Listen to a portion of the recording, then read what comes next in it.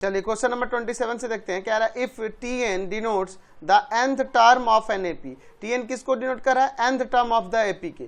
So that हमें क्या show करना है कि इसका mth टर्म और 2n प्लस mth टर्म का सम जो होगा वह 2 टाइम्स होगा किसके टर्म, कौन से टर्म के? m प्लस nth टर्म के। तो चलिए जब ये टी एन डिनोट करा nth टर्म एपी के, तो इसका फर्स्ट टर्म और कॉमन डिफरेंस कुछ तो होगा ना। तो ले लेते हैं let a and d be the first term and common difference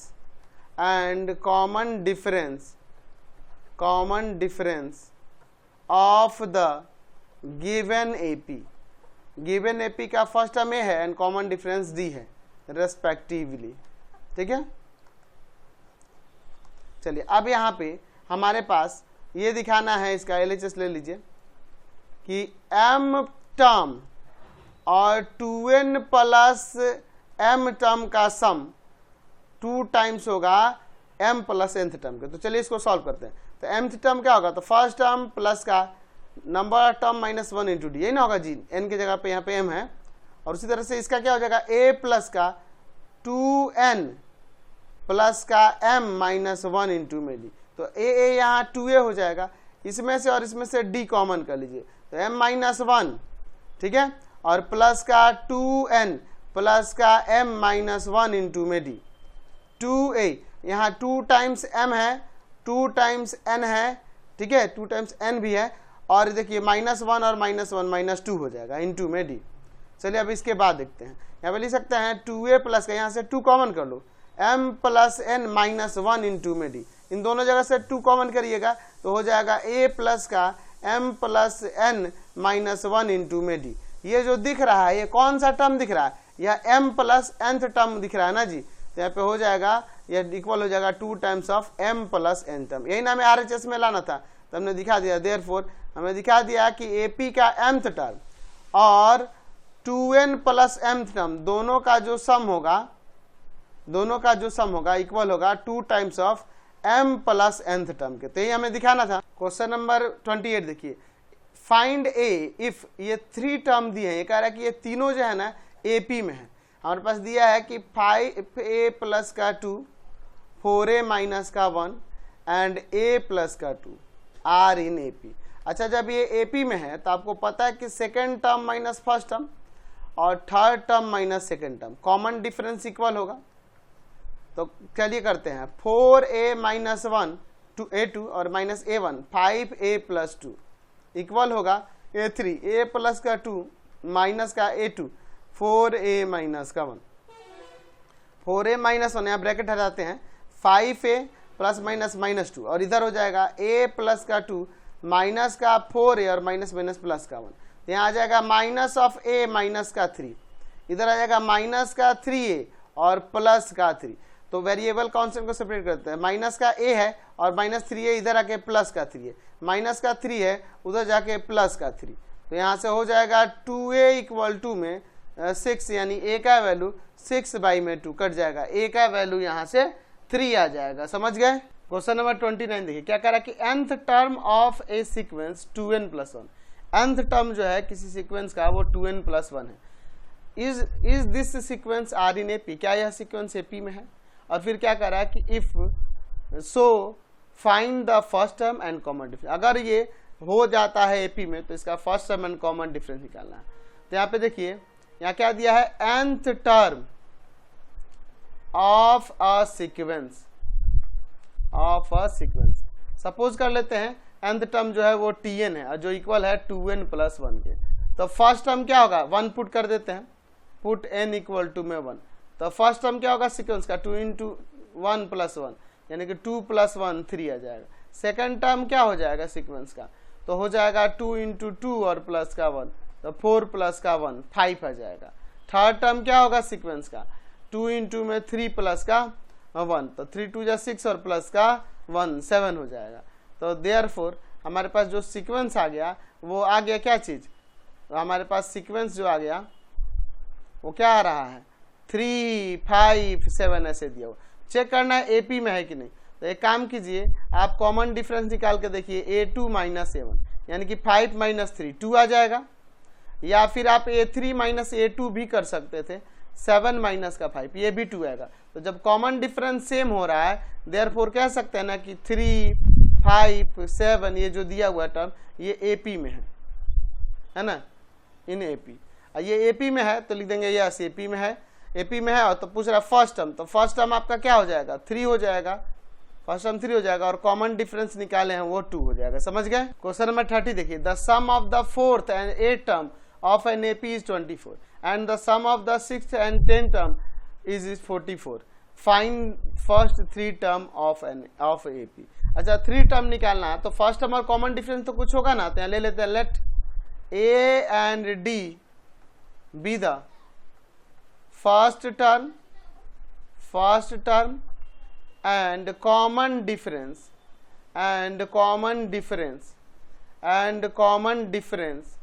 of the given AP है ना, रेस्पेक्टिवली। तो ये A क्या है, फर्स्ट टर्म है, और D क्या है, कॉमन डिफरेंस है। अब अकॉर्डिंग टू क्वेश्चन चलिए क्या करा, sum of fourth and eighth term is 24, fourth term और एथ टर्म का सम जो है वह 24 है। तो फोर्थ टर्म हो जाएगा A प्लस का 3D और एथ टर्म हो जाएगा A प्लस का कितना 7D इक्वल टू में 24। यहाँ 2A प्लस का 10D इक्वल टू में 24, 2 कॉमन कीजिए, A प्लस का 5D आ जाएगा ना जी, 5D इक्वल टू में 24, डेट मीन्स आ जाएगा A plus 5D equal to 24 by में 2 कट जाएगा 12 टाइम्स में। तो इक्वेशन फर्स्ट आ गया A प्लस का 5D इक्वल टू 12। इसी तरह दूसरा इक्वेशन निकालेंगे और फर्स्ट टर्म और कॉमन डिफरेंस जब निकल जाएगा तो हमें AP के फर्स्ट 3 टर्म तो आसानी से निकाल लेंगे। अब देखिए क्या कर रहा है क्वेश्चन में, नाउ क्या कर रहा है कि 6th टर्म और इसके 10th टर्म का जो सम है वह 44 है। चलिए अब इसको भी सॉल्व करते हैं। तो 6 टर्म हो जाएगा A प्लस का 5D और 10 टर्म हो जाएगा यहाँ A प्लस का 9D इक्वल टू में 44। तो यहाँ हो जाएगा 2A प्लस का 14D इक्वल टू में है 44, यहाँ से 2 कॉमन, A प्लस का 7D इक्वल टू में 44, तो हो जाएगा A plus 7D equal to में 44 और बाई में 2 कट जाएगा 22 टाइम्स में। तो इक्वेशन आ गया A प्लस का 7D equal to 22 as equation second. अब इन दोनों को सॉल्व करके A और D का वैल्यू निकालते हैं from equation first and second. First and second से है A प्लस का 5D इक्वल टू में 12 और सेकेंड है आपका A प्लस का 7D इक्वल टू में 22। साइन चेंज करते हैं, A से A cancel, minus 2D equal to में आ जाएगा यहाँ पे कितना माइनस ऑफ 10, तो D का वैल्यू आ जाएगा माइनस 10 बाई में माइनस ऑफ 2, 5 टाइम्स में कट जाएगा, D का वैल्यू 5 आ गया। अब D का वैल्यू इक्वेशन फर्स्ट या सेकेंड में रख देते हैं, लिखते हैं putting the value of D in equation first. तो A plus 5D equal to 12 था, A प्लस 5D का वैल्यू है 5 प्लस का 12, यानी क्या आ जाएगा 5 5 जा 25 ना, ये A प्लस 25 इक्वल टू में 12, यानी A इक्वल टू में 12 माइनस 25 माइनस का 13 आ गया A का वैल्यू। तो माइनस का 13 आ गया, तो फर्स्ट 3 टर्म निकाले है ना, तो फर्स्ट टर्म A1 यानी कि वो A जो कि होगा माइनस 13, सेकेंड टर्म आपका क्या यहाँ लिख देते हैं क्या फर्स्ट 3 टर्म्स, ठीक है, फर्स्ट 3 टर्म्स।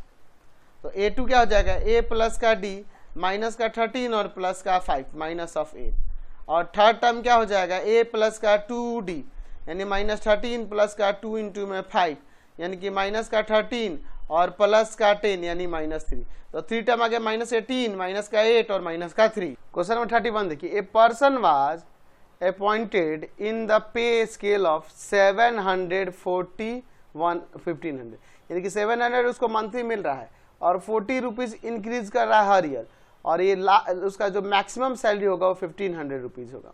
तो find in how many years will reach the maximum of the scale, ये मैक्सिमम स्केल को कब मिलेगा इसको, ये तो यहाँ पे लिखते हैं late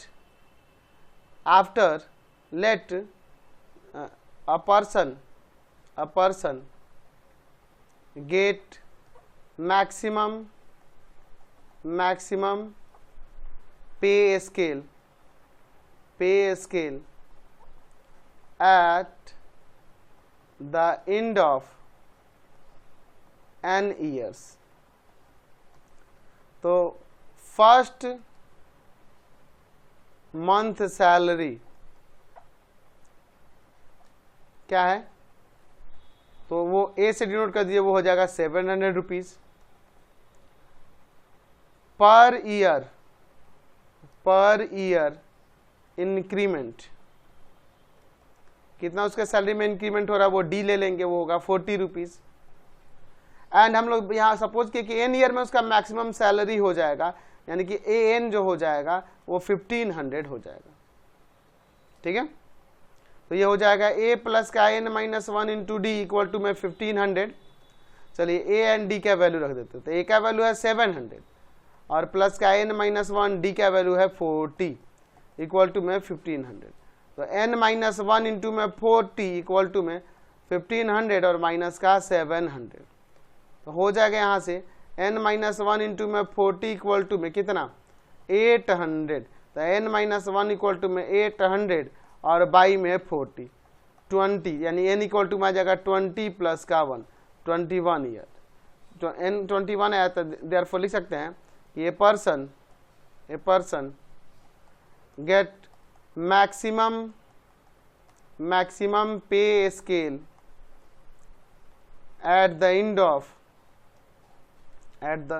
end of 21 years। 21 years के एंड पे इसे ये मैक्सिमम उसको पे। क्वेश्चन नंबर 32 देखिए, a sum of money kept in a bank amount to 600 in 4 years. क्या कह रहा है कि कुछ मनी जो है बैंक में रखा जाता है जिससे अमाउंट हो जा रहा है 600 4 ईयर में। 4 ईयर में वो अमाउंट कितना हो जा रहा है 600 हो जा रहा है, एंड 800 इन 12 ईयर, और 800 कितना हो जा रहा है 12 ईयर में 800 रुपीज हो रहा है। Find the sum and interest carried every year, और इंटरेस्ट कितना मिला हर एक ईयर वो निकालना, और कितना रुपया बैंक में रखा गया वो भी पता करना है। तो let the sum of money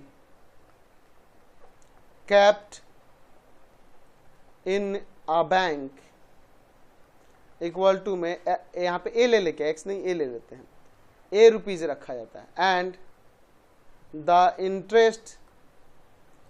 interest carried every year interest कितना मिल रहा है वो सपोज कर लेते हैं कि वो डी रुपीज है।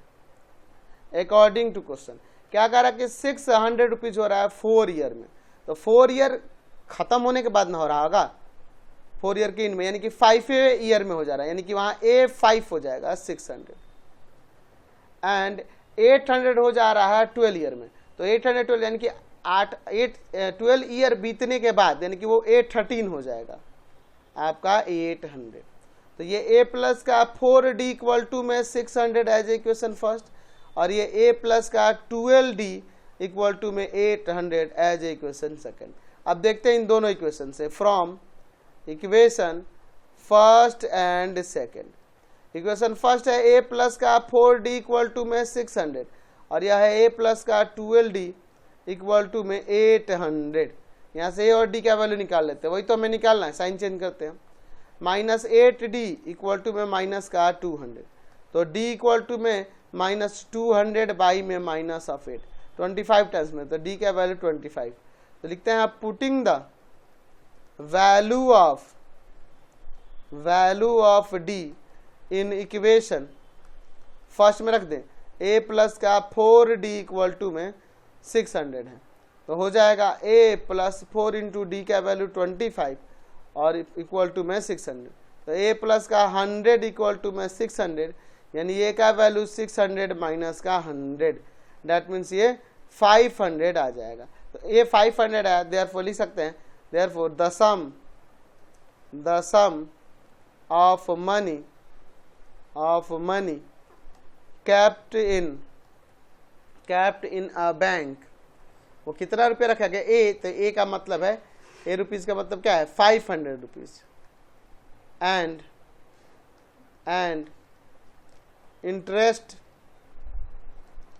इंटरेस्ट कैरिड एवरी ईयर कितना इंटरेस्ट मिल रहा है, तो वो डी था, और डी का वैल्यू कितना है 25 रुपीज, एंड 25 रुपीज हर ईयर इंटरेस्ट मिलेगा उससे। ठीक है, क्वेश्चन नंबर 33 देखिए, a man start repay a loan as the first installment of 100 rupees. First installment कितना, 100 रुपीज का। If he increases the installment by 5 rupees every month, या 5 rupees हर एक मंथ वो अपना इंस्टॉलमेंट इंक्रीज कर रहा है। वाट अमाउंट ही पे इन द 30th इंस्टॉलमेंट, यानी कि वो 30th इंस्टॉलमेंट में कितना अमाउंट पे करेगा। तो यहाँ पे लिख सकते हैं फर्स्ट, इसका फर्स्ट इंस्टॉलमेंट जो है, first instalment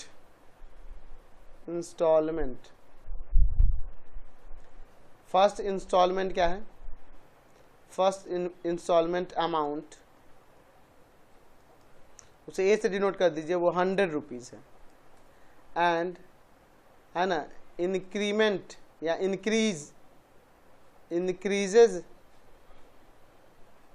in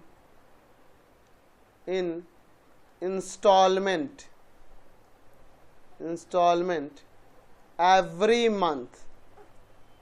every month कितना इंक्रीज कर रहा है, तो उसे डी से डिनोट कर दिया, और जो कि है 5 रुपीज, है ना। क्या कह रहा है कि amount he will pay in 30th instalment, तो क्या हो जाएगा 30th इंस्टॉलमेंट क्या होगा, इंस्टॉलमेंट 30th इंस्टॉलमेंट यानी कि वो A30 हो जाएगा, जो कि होगा A प्लस का 29D। तो A का वैल्यू 100 और प्लस का 29 इंटू में 5, ठीक है। तो 100 प्लस का यहाँ हो जाएगा 145, दोनों का ऐड कर देंगे 245 रुपीज, इसको 30th इंस्टॉलमेंट पे करना होगा।